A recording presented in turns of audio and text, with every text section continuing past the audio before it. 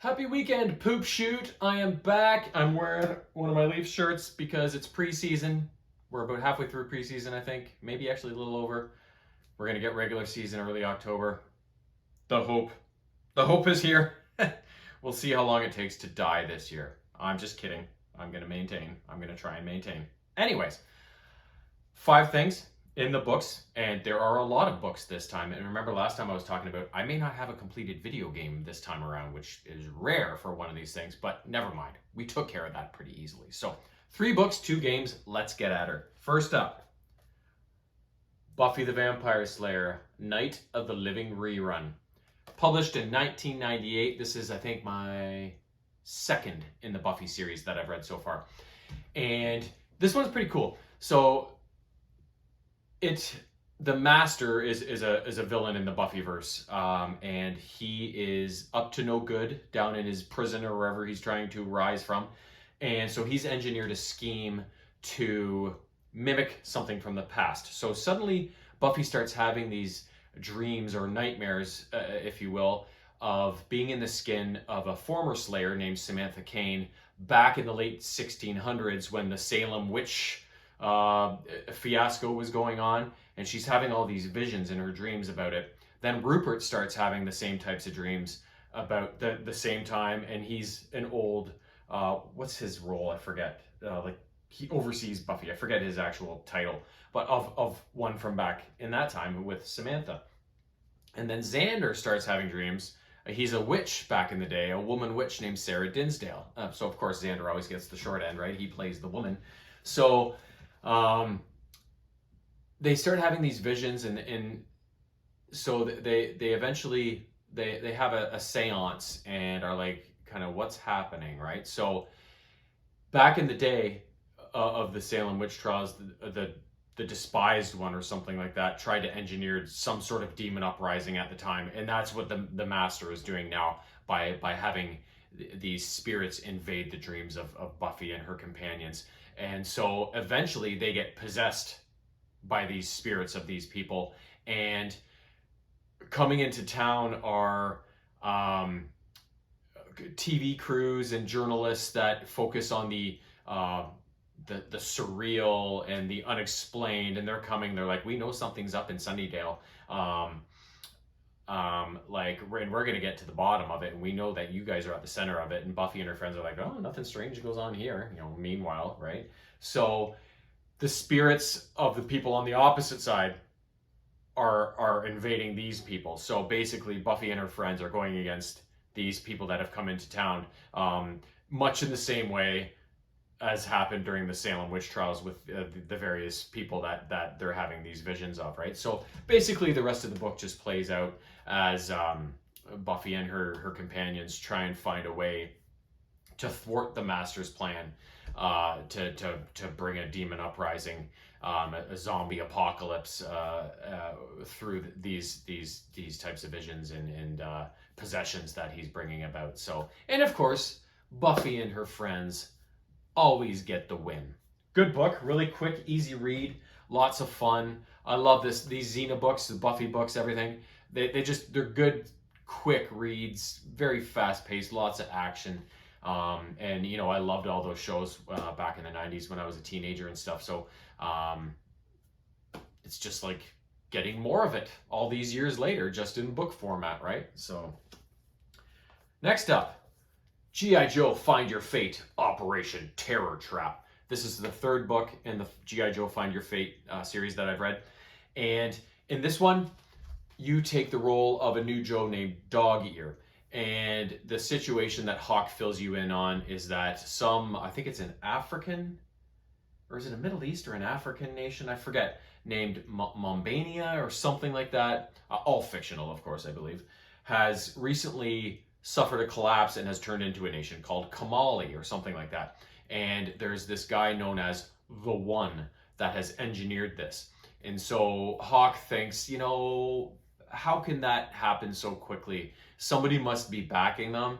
And they think the Soviets, but they're like, no, no, this has got to be Cobra. So your mission is to get to the bottom of this. So as the story starts off, your first two kind of main branches you can go with are to either stay in the mainland US with Quick Kick and try and figure out Cobra's involvement with this scheme from their operations in the US. Or you can travel to Kamali with, I think it's Lady J, Gung Ho, Dusty, and Duke, and get to the bottom of the bottom of things actually in the nation, sort of thing. And eventually you figure out the one is a former real estate mogul in the US named Parker Shaw, I think his name is. He was getting sick of not being able to make progress in the US, and so he's like, I'll just go take over my own nation and have my own kingdom, basically. And he's got a castle and everything. And of course, Cobra's involved. I mean, it wouldn't be a G.I. Joe story without Cobra, right? So yeah, so basically what I do with these books is when I read through the first time, I make that first branch. I'm like, okay, I'm gonna go this way. And then I try and get through and get a successful completion where we win the mission. And then after that, I go through every branch and choose every other choice. Just to see what all the options are, right? Like just to read every possible outcome there could be. But that first time through, I always try to get the win, and then and I did this time. So great book. You know, I know it's kid stuff, but it's G.I. Joe. I've said this many times. My favorite franchises. I don't care how lowbrow or highbrow the material is. I want to consume it all. I want to hear all the stories, right? In the same vein as the G.I. Joe book, we have the first book in the Transformers Find Your Fate series, the Dinobots. The Dinobots. There are Dinobots, right? I think that's like a pasta or something, or a cookie or something. The Dinobots Strike Back. So same thing. You pick which direction you want the story to go in with the choices you're presented. So the story on this one is that Megatron has ordered the Insecticons, specifically Bombshell and Kickback, to approach the Dinobots, and for Bombshell to use his Cerebro shells on them, which basically he implants these things in them, and then he takes over their minds, and he can control whoever he infects actions, sort of thing. So they want to get the Dinobots on their side, and then just use the Dinobots to attack the Autobots and cause this huge kerfuffle, which is basically a big distraction, because what the Decepticons are up to is they're using a bunch of black coral in a nearby body of water to produce, it's like this super fuel or something like that that's going to make them more powerful, I believe is how it went. So basically what happens is the Dinobots all get taken control of by Bombshell, with the exception of Swoop, who manages to avoid it. And the first choice you're given is using Swoop, fight back against Bombshell and try and solve the problem right there, right then, or go back to the Ark with Optimus Prime and tell him what happened, and then let the Autobots raise an appropriate response. And then the story options all flow from out there. There's lots of characters that appear in the story. On the Decepticon side of things, obviously Bombshell and Kickback, Starscream, Skywarp, Thrust, Frenzy and Rumble, I think, show up. And then there's even more Autobots, Prime, Mirage, Hound, Wheeljack, Prowl, Sea Spray, Windcharger, and a whole bunch of others that I forget. Bumblebee. Yeah, and then same thing. I tried to read through and get the win. I got the win first time through, and then I went through and I read every possible outcome, because they're tiny books, and I'm not going to read through like 15 minutes and I'm done the first story and then that's it, right? I'm going to get my money's worth out of this book, right? So awesome book, just like the G.I. Joe one.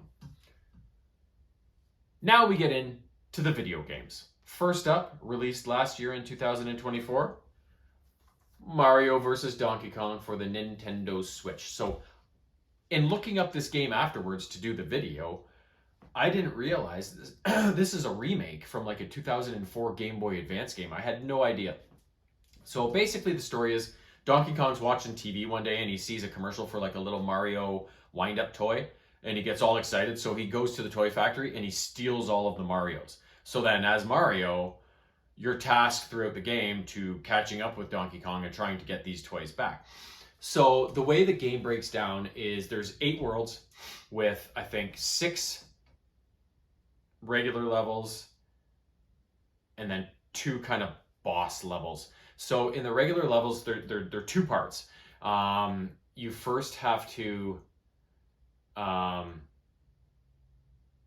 go in and through and it's all puzzles. So there's always enemies in it. Well, not always, but mostly enemies in a level. Not very many of them, but also environmental objects, pitfalls, and it's basically a puzzle. You need to figure out a way to get through the level and to get to the little Mario toy that's at the end of the first frame of that level, and then the next time around you have to guide 6 mini Marios to the goal without getting any of them killed, sort of thing, and get a perfect score. It's hard to explain exactly how this game works, but yeah, it's different. It's very different, but it's all puzzle based.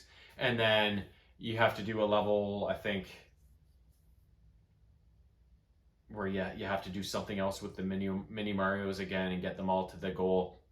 And then you have a Donkey Kong boss fight, which he throws different kind of puzzly type scenarios at you that you have to figure out and take him down. So you go through 8 worlds of that, and there's always the standard stuff, you know, like the fire, the ice levels, and then some other ones as well. So I think all said and done, when you get through those 8 worlds and beat the game, you open up the plus worlds. So basically you can play through those same 8 worlds again, but you don't have, like, each level doesn't have the two-sided kind of, like, you have to find a key in each level to get through the door in the first part of the level. Oh no, that's how it works. So the 6 levels in each world are 2 parts.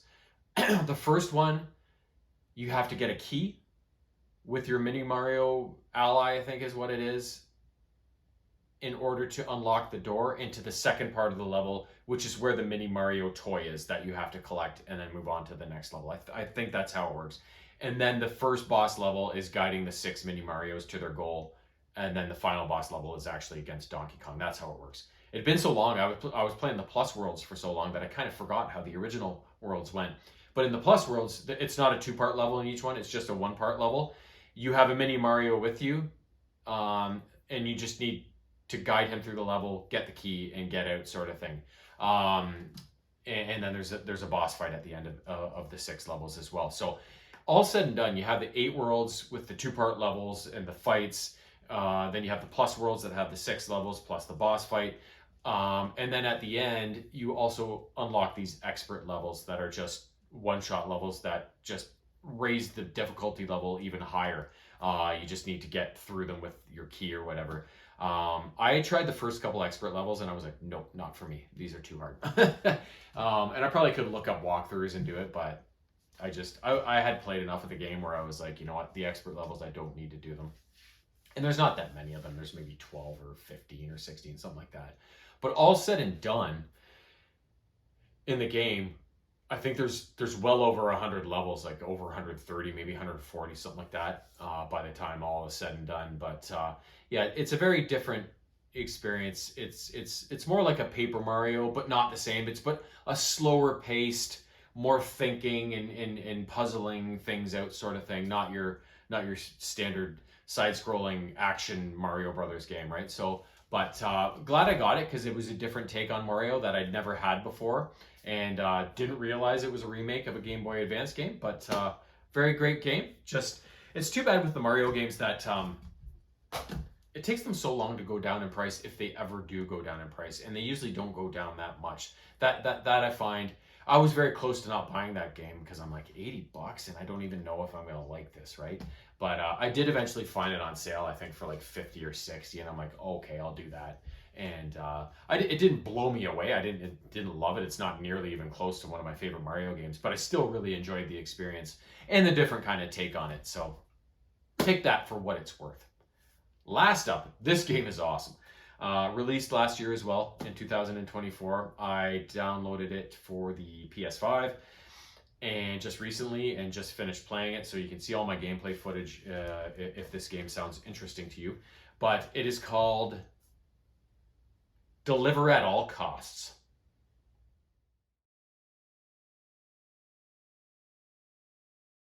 First of all, this game is awesome. This game is also super fucked. So the way it is, it's the game has kind of that angled top-down view, and you're on foot for some of it, but mostly you're driving cars around the environment in this game. And it takes place in 1959 in a fictional place in the United States that looks like it's probably the West Coast. And there's 3 different regions that you progress through as the game unfolds. There's Saint Monique, where you start, which is like a tropical kind of island environment. Then there's Shellington Falls, which is more like a rural, suburban, farmland kind of all-encompassing area. And then there's New Reed, where you finish the game in, which is like a more modern metropolis kind of area. The story, you play a character named Winston Reed, who is starting over in Saint Monique. And he's a brilliant engineer with a bit of a hot temper. And he used to work for the Atomic Energy Commission. That's kind of what we know at the start. So he hears an ad on the radio for a place called We Deliver. That's like a courier delivery service. So he goes to apply for a job, meets the owner, Harold Gerther, a kindly old man who really is like, oh, they were supposed to take that ad off the radio like 2 weeks ago. We don't have any positions. But he takes a liking to Winston, listens to his backstory, which is kind of covering up what actually went on. We don't know. He's running from something. He's hiding from something. He's trying to bury something and start over. That's all we kind of get the vibe. But Harold takes a liking to him. He's like, well, maybe we can get you on and give you something to do. So he takes him on, and Winston becomes a driver to deliver these packages. Harold's son, Donovan, is a bit of an asshole, and he's skeptical of Winston right off the bat. So he's kind of the main enemy in the game at the outset. So you start making deliveries around Saint Monique, and it's all fairly calm, and you know there's a bit of mystery and intrigue to it, but it's fairly low key and nothing really making you think, oh, this is going to get crazy, right? So you just drive around Saint Monique, you follow the story, you deliver the packages that drive the story along, the story missions. There's also side missions you can complete for other people in the environment that get you bonus materials to help upgrade your pickup truck, that kind of thing. And then there's also secret cars that you can find throughout the environment that you can go for. They don't really do anything. It's just something to go joyriding in. But it's something to strive for and accomplish, sort of thing, right? And some of the cars that you find are pretty cool. The Doom Buggy was one of my favorites. And there's money crates you can gain along the way to help you buy things in the store that, again, help you upgrade your truck and get extras that help complete some of the side missions. But mostly it's there's not a lot of extra stuff to look for. It's mostly the story that drives it along. And so then I don't want to spoil it too much in case you want to watch my gameplay or in case you want to get the game on your own. But I liken where the story suddenly goes like boo and does a total 180. I liken it to the first time I watched the movie From Dusk Till Dawn, the Quentin Tarantino movie from like the late 90s, 98 or 99, something like that. If you've never seen that, I won't spoil it, but it's George Clooney and Quentin Tarantino that are brothers, and they're crooks. They've just made a heist, and they're trying to escape the fuzz, and they take a hostage, and they get over the Mexican border to kind of escape. And it's all just, it looks like a normal kind of movie. That's okay, yeah, it's bad guys doing bad stuff, whatever. And then suddenly they get to this bar in Mexico called the Titty Twister, and everything goes absolutely berserk, and you don't see it coming at all. This is what happens in this game. And again, I don't want to give it away, but Donovan finally, gets his goons to investigate Winston, whatever, and they get more of an insight on what it is Winston was working on at the Atomic Energy Commission, and they finally catch up to some of the devices he created or helped create or whatever, and it totally turns the story right on its side, and it just made me go, what the fuck is happening, right? So really cool twist to the story. Not something, especially happening in like 1959 United States, where people are cutting their lawn and drinking their milk. You know what I mean? Like, it's just the way the story went was just so wacky, and I loved every second of it. So yeah, I don't really want to tell you how it ends, because if any of you have any interest in playing it or watching it, it's a real mind fuck what happens. The game itself, I had so much fun playing it. I couldn't wait to get to the next session of that game. I almost wanted to skip over some of my other games to get back to that. Right, it was so much fun, and it's fairly short too.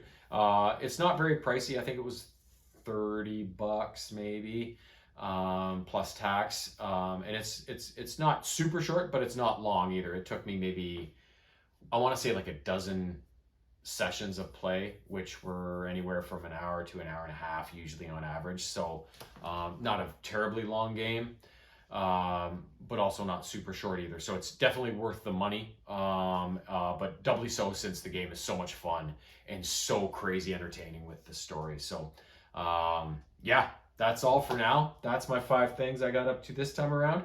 I've already got the first thing from the next session, but we'll see what the next 4 that fall in line behind that are. I can't wait. See you next time.